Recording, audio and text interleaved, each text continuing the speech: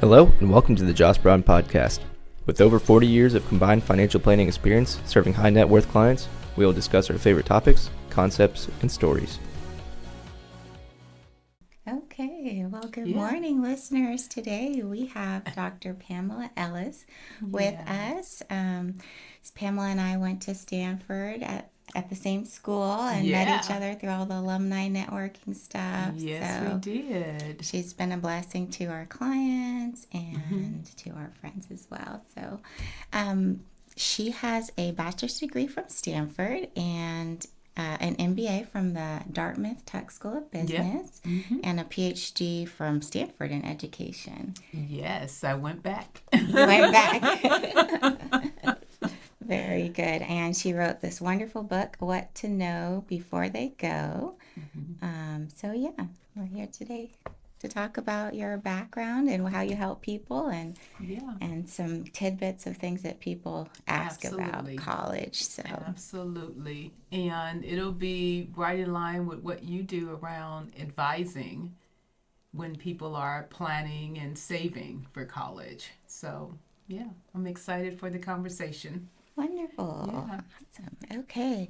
So what is your earliest memory of the college process back when we were applying to college? Oh, my goodness. If I go back that far, it's definitely a bit different than it is today because not only am I a first-generation college student, I'm a first-generation high school graduate. Wow. So my mom finished 8th grade and my dad finished 10th. And they had no idea about what I was doing, and I was just applying everywhere. Anyone who sent me a letter, I would apply. And the thing about it is I was just so bent on going to college and really wanted to go. And I applied to 16 different schools by hand and just applied. And it was something because back then they mailed you your letter and you would receive it on April 15th, tax day.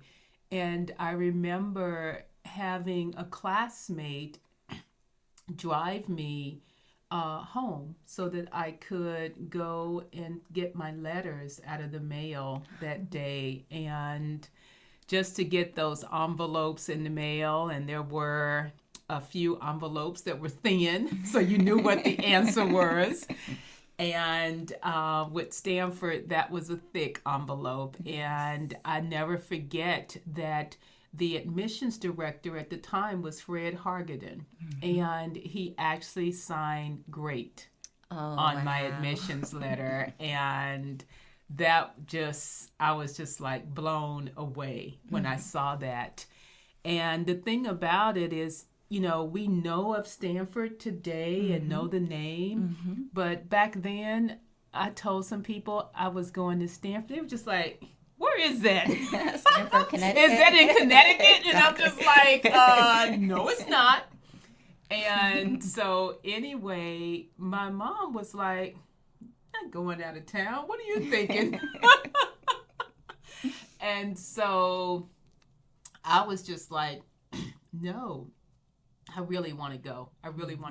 And we took a Greyhound bus all the way out to California. Wow. And when we got there, she gave me $70 for the entire school year. Oh. And I thought, something, this is good money. And then the next day I get to the bookstore and my books were $350 for the first quarter. Wow. I didn't know what I was doing. I had no idea. So that was my experience with the whole process, and just, just applying to those different colleges. And, back then you had to do both the SAT and the ACT because some colleges would take one or the other. And so it was a lot to it. It really was. And fortunately, my guidance counselor gave me fee waivers for everything. Nice. And so I was able to apply to all the places and submit scores through fee waivers. Wow. So yeah. That's great.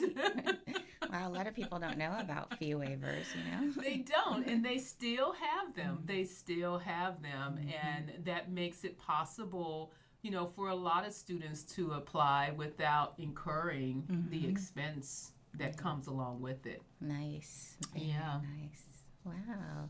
So, how did you get started in this business? Did you help family members, or what made you get started in helping? Yeah, this really came about with becoming a mom. Yeah, Okay. becoming a mom. I actually started out in the financial industry. Did you? I'm a former banker, a recovering banker, I should Recovering. say.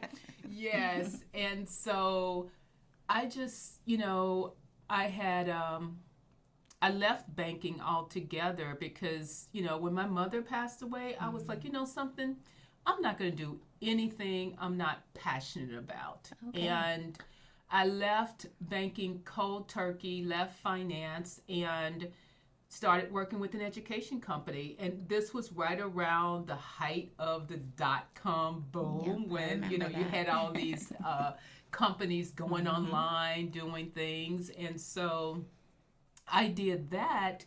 And, just with having children, I'm just like, I really want more for them in terms of their education process, because I know, especially, having Black children, it's different for them, because it was different for me in terms of what I went through K-12.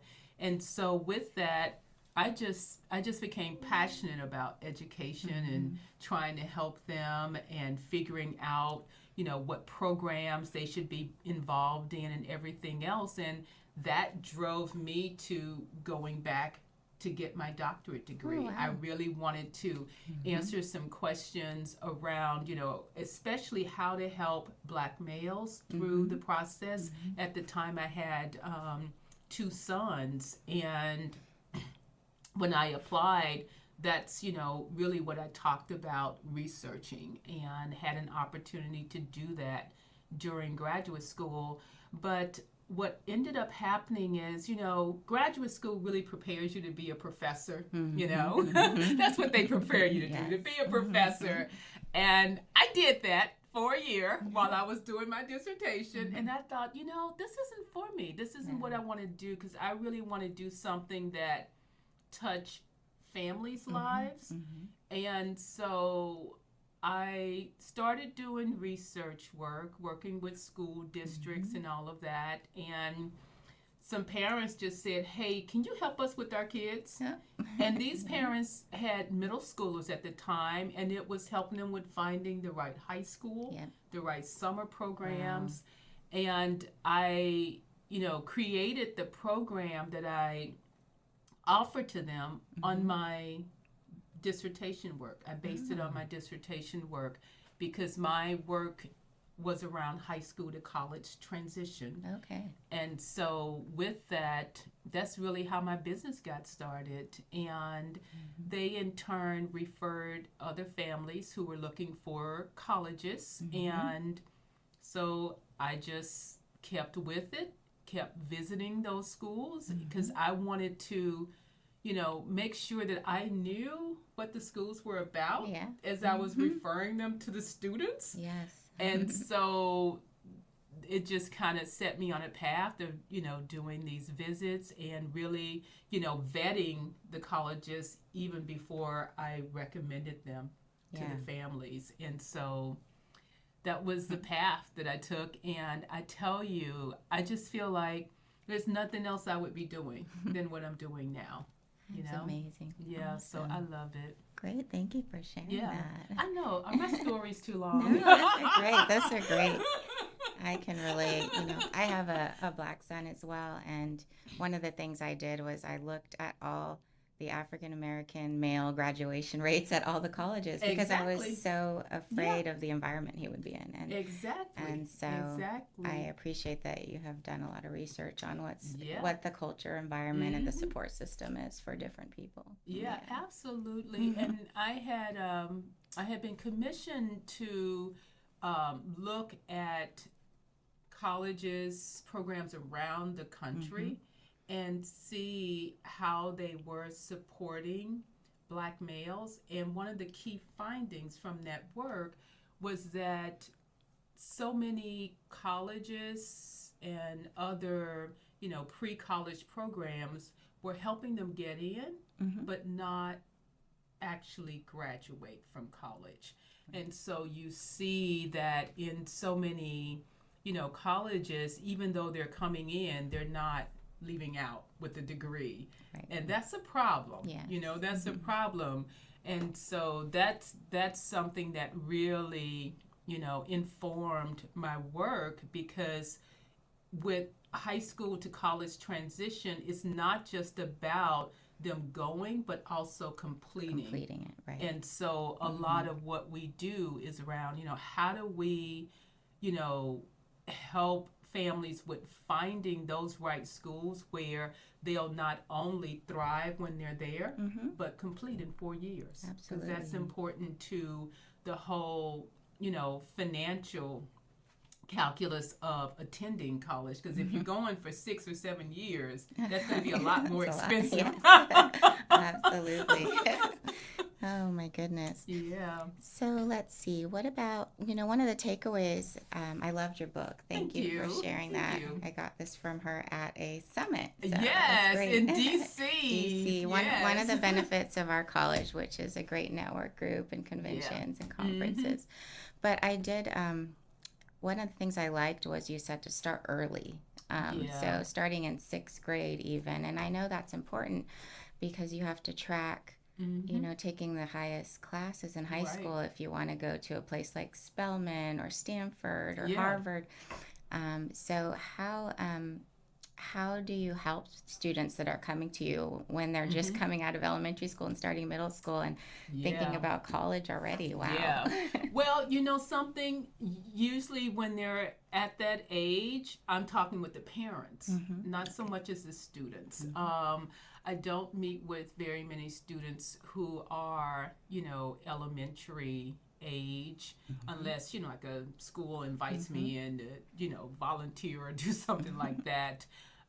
So for the most part, it's talking to the parents about it, because they have such an incredible influence in terms of the decisions around what middle school they attend, what summer programs they participate in, and just the course planning.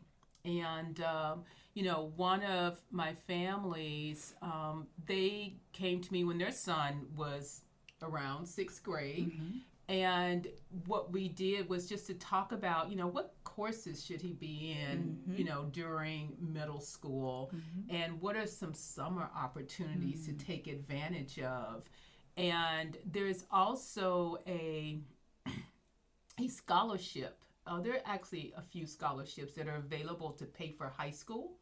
And so if you're already starting to think that your child may go to a private high school, then there are scholarships that will pay for that. And so we talked about that as well in terms of, what kind of testing should be done in any standardized testing to get a sense for, how he performs and whether or not, those scores would be permissible for getting a scholarship. And so that was the extent of our conversation in 6th grade. And then he came back. They came back end of 8th grade. Nice. And we worked together through high school. And so it's interesting because most of my students who come end of 8th grade that we work with through 9th and on are usually boys. Oh, interesting. Yeah. It's been within probably, I would say, the last 4 years that we've had more of a balance between girls and boys, but my practice was primarily boys. Yes, and you have 3 of them, don't you? No, 2 boys. Or I have two boys and a girl. But yeah, it was a lot of boys. And I think sometimes we may worry a little bit more about our boys. Yeah.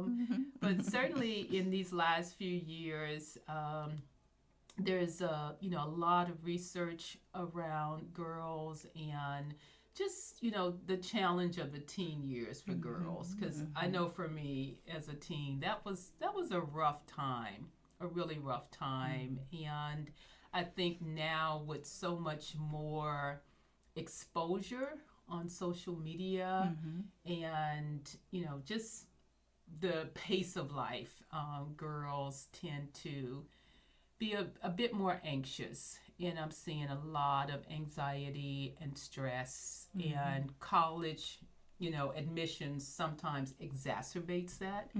And so a lot of what we want for parents, what we want for students, is to manage down that stress and make sure that it's more of an experience where they have a roadmap of the things to do, and they have the right tools, and it's a discovery process for the student, and it's one where parents can really enjoy the teen years, as opposed to feeling like this is terrible and I'm arguing and nagging. Yes. Who wants that? Yes. I don't want that. No one wants that. And so that's what we're about for our girls as well as for the boys, just really providing that support so that they enjoy high school and their parents enjoy the teen years before they go away. Nice. Yeah. Yeah, you brought up a point about, stress and how important the social atmosphere is at college. And one of the reasons my daughter, she goes to Princeton, she chose that school because it was small and they had a really strong African-American Christian population. So when we went to visit, she felt safe. Yeah. And so as opposed to when we visited some of the other schools that she thought she wanted to go to, the social thing was more of the factor in the end. So Right. And when we are, working with students on their lists, we focus on 5 factors of fit. And those 5 factors are academic, social, financial, vocational, and cultural. Okay. Yeah. Wow. Yeah. And we do that very intentionally. And what we found is that really supports them from an admission standpoint as well as a scholarship standpoint.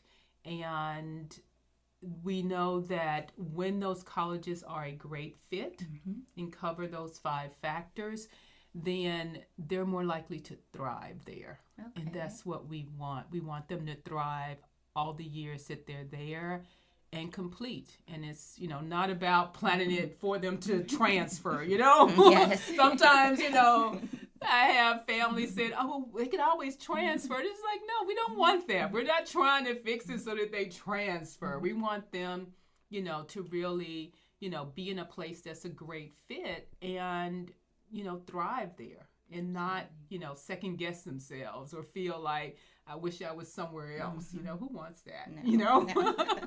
As parents, we want our kids to be, happy and thrive through college. We don't want them, miserable or feeling like I need to be somewhere else, because we all know the grass isn't greener. And if you plan it ahead of time and thoughtfully and intentionally, it can be the right place for those 4 years. Nice. Yeah. Very good.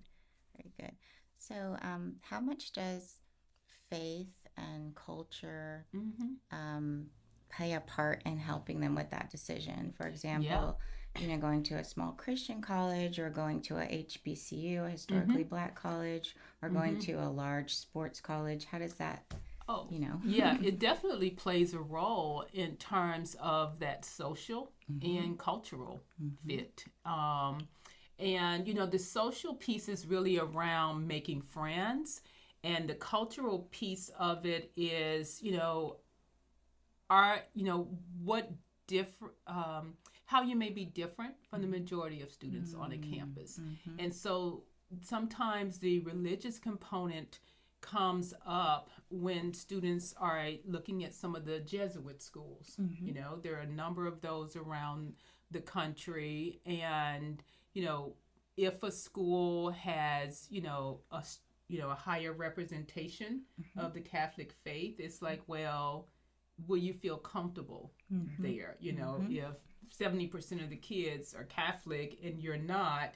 And it comes up all the time. I have a family, a Muslim family now, and, they were fasting during their campus visits for an entire week of going to different cities, and they were fasting during that time. And, just, thinking about, how accepted they'll feel as part of these different campuses that they're visiting, and really thinking about, is this a place, where they still feel celebrated, not tolerated? And, so a lot of times when they're looking at the clubs and activities that are offered, will there be, a Muslim student association for them to be part of? So, it comes up in those ways specifically.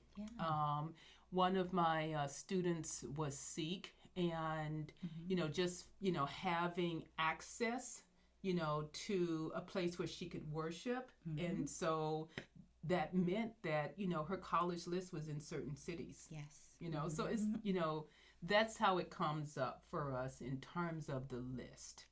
Okay. Yeah. Wow, that's great. There's so many things people don't think about, So right. that's a lot great. of times, no, because so many times I think that we as parents often start with the colleges. Yes. The top 5, right? Yes. It's like, because I think it comes up even from a planning standpoint, because, if you're, working with the family early on and they're saying, I want my kid to go to X college, so I'm going to save for what it would cost to go to X college. And it's just like, no. You start with your teen. Always start with them. And then that changes that list. And it changes, just some of the possibilities. Because the thing about it is there are, about 4,000 four-year colleges, but we only hear about a dozen of them, so you think that, these are the only colleges to go to. But no, there's so many great colleges out there, and so many great colleges that can be a fit for your teen. And you can only discover that when you start with the teen. Yes, that makes sense. Yeah. So going back to getting into college and the college process, what significant changes have there been with elite colleges, especially in recent years? Oh, yeah. I would say the biggest thing is the whole test optional. Okay. And, the test optional thing that, so many, families aren't aware of is the fact that, test optional has been around for years. And back in 2020, when COVID happened, there were already about 1,000 colleges that were test optional. Oh, wow. Okay. Yeah, 1,000 colleges. Wow. But then, once the schools shut down and the testing companies didn't have a place to do their testing, it's like, well, the colleges said, okay, we'll be test optional. And I just feel like that caused even more stress for families because they really didn't know how the scores were being used. And here's the thing. Test optional means you don't have to send in your scores, but if you do, we'll look at them. Yeah, it's what like, does that mean? Exactly. That doesn't help me. So what should I do? Does I know, right? So then you just don't know, if you should send them in or not. Right. But the thing about it is, other students with higher scores, they're sending them in. Yes. Because they know they're going to look at them. Okay. And so then when you go online, you just like, how did they get these average scores? And they're all really high. Like, oh my goodness, I didn't know you could have an average of 1,500 on the SAT. But that's what happened. And I just think it just causes so much more anxiety. Okay. And just, students sometimes feeling like, oh my goodness, I am going to apply to, this super, selective lottery school because they're test optional. Right. And it's just like, okay, the admissions rate is about 4%. and your score, you're not going to submit a score, and you're still going to. So it just causes too much frustration, and I think it's not as transparent as just saying we are going to look at the scores, right, and you will have a better chance if you sit in the scores, right. because that's oftentimes what ends up happening when you look at the numbers more closely is that students who are sending in scores are sending them in, and they are being selected at a higher rate than those who don't. Wow, I didn't even know that. Thank you. That's Yeah. good information. So that's what I think is probably the biggest change. And also too is there's just so much more there's so much more mental stress among our teens, and I think that colleges have become a lot more sensitive to that in a way that really benefits students.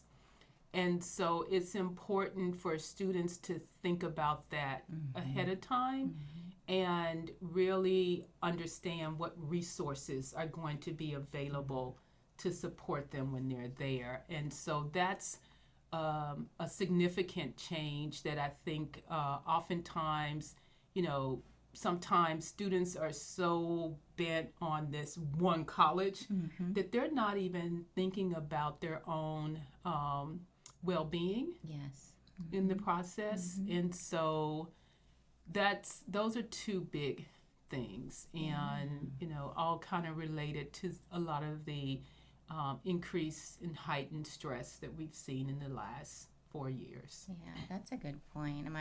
The college that my son went to, he went for music. Yeah. But he went to Shenandoah, and one of the things that really impressed me about the school was that they have unlimited free tutoring. Really? That's awesome. Center for people with disabilities and learning challenges, and just regular kids who want extra help. And then the other thing they had was free counseling, because they they have a health sciences program, so you can go in as much as you want and get counseling. And so I was very impressed by that. And so you're right, seeing what resources are there is very important. Yeah, absolutely. So those are two big ones. Two big ones that I would note. Okay, thank you.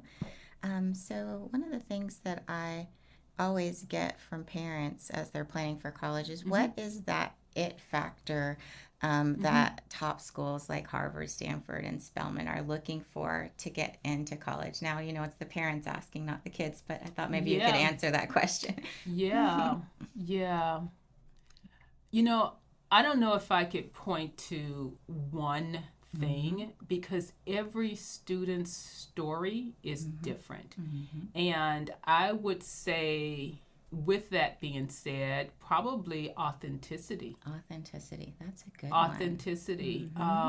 Because they're not looking for this packaged student who, is saving the world in some foreign country as a high schooler who's taken, 25 AP classes, but it's really around students presenting themselves for, who they really are in a genuine way. And that's what gets their attention. And that's what really helps students to stand out. And so when we are working with students on their essays, because I feel like that's the place where they really can stand out, because everyone has, good GPA. Everyone is taking rigorous classes. Everyone has a good teacher recommendation, a good, blah, blah, blah. But the essay, that's your story. That's your story. And I think the key ingredient in that story is authenticity. And that's where you can stand out. And that would be the real it factor. Okay, I love that. That's great. That is great. Yeah. Another question I have is, what advice do you give student athletes? Because, when I have friends who have kids who are football players or basketball players, I don't really know what to tell them. I mean, as far as getting recruited or what's the best environment for them.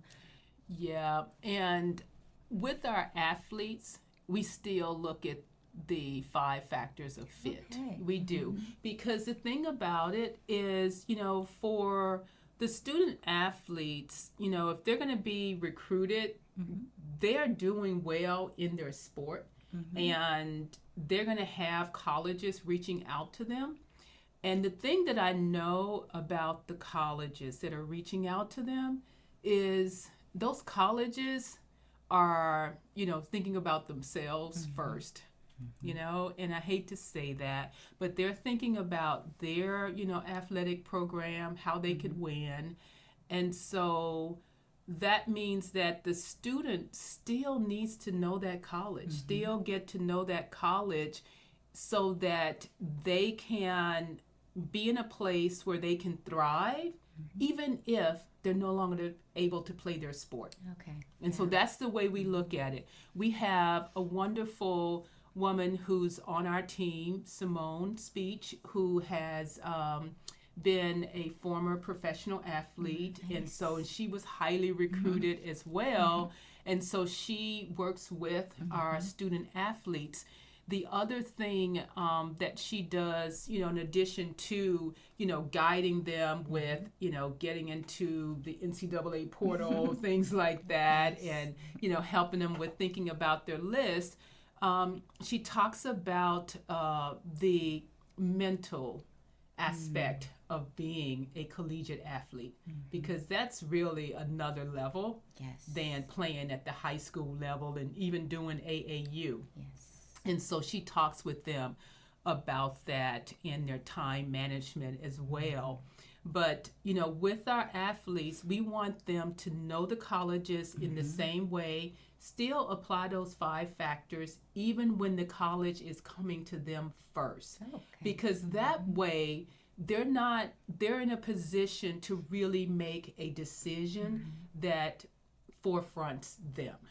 And it's not just about the college coming to them, because I've seen some things happen where students are excited and they're just like, yeah, this is where I'm going, and that college decides, something, we already have a person who can do that, and so they choose someone else, and then what can you do? And so we want the students to really be intentional around their list, and it's not just about the colleges saying we like you, but do you also like them as well, and are they a great fit for you?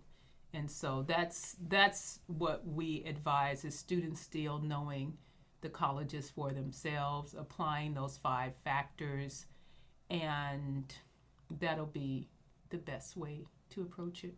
Great. Yeah. That's awesome. Okay. So my last question is, what is the best advice you can give our tiger moms and helicopter parents out there? Something? I love them. In some ways, I think I may have been viewed as a tiger mom or a helicopter parent. I never forget my son. This was some years ago. He actually got a hold of a Twitter account when it was Twitter, and he posted something about me, and I can't even remember what it was. And then he said, #intense black parent. I was like, what? I saw that, and something, he hasn't been on Twitter since then. I'm like, intense black parent? What is that supposed to mean? But anyway, what I would say, the best advice that I can give them is to trust your teen. Wow. Trust your teen. And what that means in action is that you let them own the process. And so really forefronting the relationship as opposed to forefronting the college. And so trust them. And the way you show you trust them is let them own the process. Okay, great. Yeah. Well, you heard from Dr. Pamela at the Compass College Advisory, and myself, Katherine at Joss Brown. If you have questions about financing college or planning financially for college, Joss Brown can help you. And if you have questions about getting your child into the right fit school and preparing for those college years, you can talk to Dr. Pamela. Thank you. Thank you, Katherine. This was wonderful. Appreciate you. Yes.